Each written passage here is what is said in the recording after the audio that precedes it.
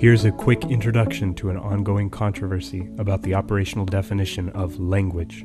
We'll get down to it by asking two simple questions. Where is language located, and where does language come from? Biology, genetics, psychology, neurology, artificial intelligence, anthropology, and so many other fields have contributed to this debate. Great minds have even hung their hat on one particular answer to those two questions. In the abstract, they have offered two main answers. The first is linguistic nativism, which holds that the basics of language and grammar are innate. This is the nature or the internal perspective. If things are innate, they are built into every human being at birth. It follows that for nativists, the origin of language is rooted in the history and development of the biological organism which contains the language instinct. They point to apparent linguistic universals shared by all humans as evidence. For them, language is in the genes.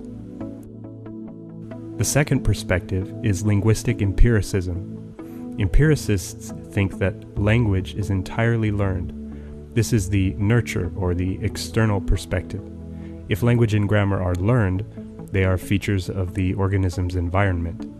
Empiricists point out that we lack evidence for language-specific adaptations in human biology and that all known features of language match features of other cultural developments. For them, language is a cultural artifact. Other options abound. For instance, some cognitive psychologists think that the brain has essential equipment for making sense of grammar, against the strong empiricist's assertion, even if this equipment contains no linguistic information like grammatical categories or frameworks for pronunciation, against the strong nativist assertion. These perspectives influence the way their proponents collect and evaluate linguistic data. Linguistic data are sounds and text gathered in specific languages in order to study those languages. Nativists are likely to think that since people are born with a universal grammar, we all have an intuitive grammatical sense. Speakers can judge a grammatical sentence from an ungrammatical one. For the typical nativist, you check if a sentence is grammatical by asking a native speaker.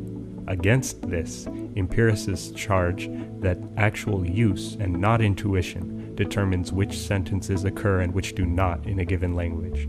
For the average empiricist, you check your sentence against a corpus containing many examples of the language you're asking about.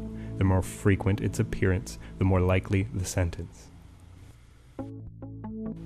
The topics in my Linguistics Lessons for Language Learners series start from less controversial claims. First, the human body makes noises through the air and marks on the page that other humans recognize as language. Second, a variety of languages have been used in a variety of ways and in a variety of societies throughout human history. We observe difference or change over time and space. Third, concrete observations of people using language ground abstractions made based on that data and not the other way around. I hope you've gained some understanding of this meta-issue. It will allow you to appreciate the tension between variations and universals in any discussion about human language.